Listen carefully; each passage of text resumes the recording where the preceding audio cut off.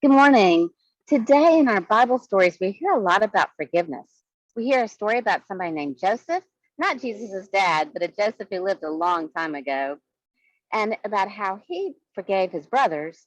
And then we get to hear Jesus talking about forgiving. So I'm going to share a story with you today that is called uh, Ruby Bridges. It's about a little girl. Well, she's not little anymore, but when she was and she wanted to go to school, it wasn't as easy as it is now because Ruby is Black. And back when she was little in 1967, when her family moved to New Orleans, things were different. Ruby's father worked in the daytime and Ruby's mother worked at night. And at that time, Black children and white children went to separate schools in New Orleans. The Black children were not able to receive the same education as the white children, and it wasn't fair, and it was against the nation's law. So in 1960, a judge ordered 4 Black girls to go to 2 white schools. 3 of the girls were sent to one school, and 6-year-old Ruby was sent to first grade at the William Frantz Elementary School. There's Ruby's family at church. They're a little worried about this, but they were also proud.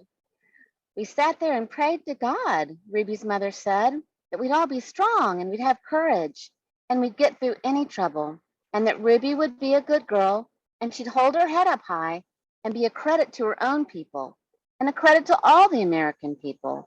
So we prayed long and we prayed hard. And there's Ruby, ready for school on the first day. And look at the angry crowd that gathered around, and they were shouting ugly, hateful things at her, and the police didn't help. So the President of the United States ordered federal marshals to walk with Ruby into the school building. Every day for weeks that turned into months, Ruby walked through that angry crowd. They would shout at her, and she would just keep on walking and wouldn't say a word. There's Ruby all by herself at school because the other children didn't come. The white people in the neighborhood would not send their children to school. So when Ruby got inside, there she was, learning alone and playing alone and eating alone. But she came with a big smile, ready to learn. She was polite, said her teacher, Mrs. Henry, and she worked so well. She didn't seem nervous or anxious or irritable or scared. She seemed as normal and relaxed as any child I've ever taught. So Ruby began learning how to read and write in an empty classroom in an empty building. Sometimes I'd look at her and wonder how she did it, said Mrs. Henry, how she went by those angry crowds all by herself and seemed so relaxed. Mrs. Henry would question Ruby in order to find out if the girl was really nervous and afraid, even though she seemed so calm and confident. But Ruby kept saying she was doing fine. The teacher decided to wait and see if Ruby would keep on being so relaxed and hopeful, or if she'd gradually begin to wear down, or decide that she didn't want to go to school. And then one morning something happened.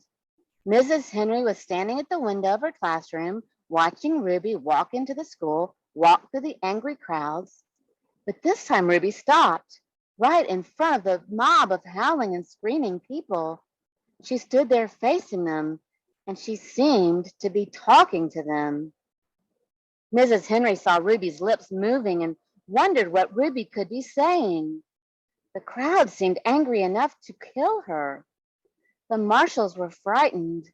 They tried to persuade Ruby to move along. They tried to hurry her into the school, but Ruby wouldn't budge. Then Ruby stopped talking and walked into the school. When she went into the classroom, Mrs. Henry asked her what happened. Mrs. Henry told Ruby that she'd been watching and that she was surprised when Ruby stopped and talked with the people in the mob. Ruby became irritated. I didn't stop and talk with them, she said. Ruby, I saw you talking, Mrs. Henry said. I saw your lips moving. I wasn't talking, said Ruby. I was praying. I was praying for them. Every morning, Ruby had stopped a few blocks away from school to say a prayer for the people who hated her, the people who hated her because of the color of her skin. This morning, she forgot until she was already in the middle of the angry crowd. When school was over for the day, Ruby hurried through the mob as usual. After she walked a few blocks and the crowd was behind her, Ruby said the prayer she repeated twice a day, before and after school. Please, God, try to forgive these people, because even if they say those bad things, they don't know what they're doing. So you could forgive them, just like you did those folks a long time ago when they said terrible things about you. So that's Ruby Bridges' story. And Ruby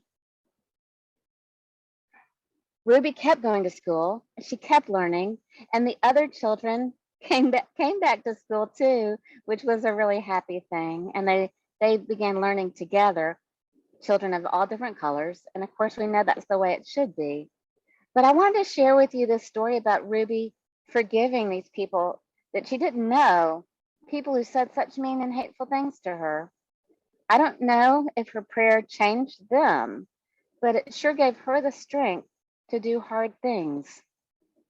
And it kept her from getting too angry and hateful towards them. It's hard.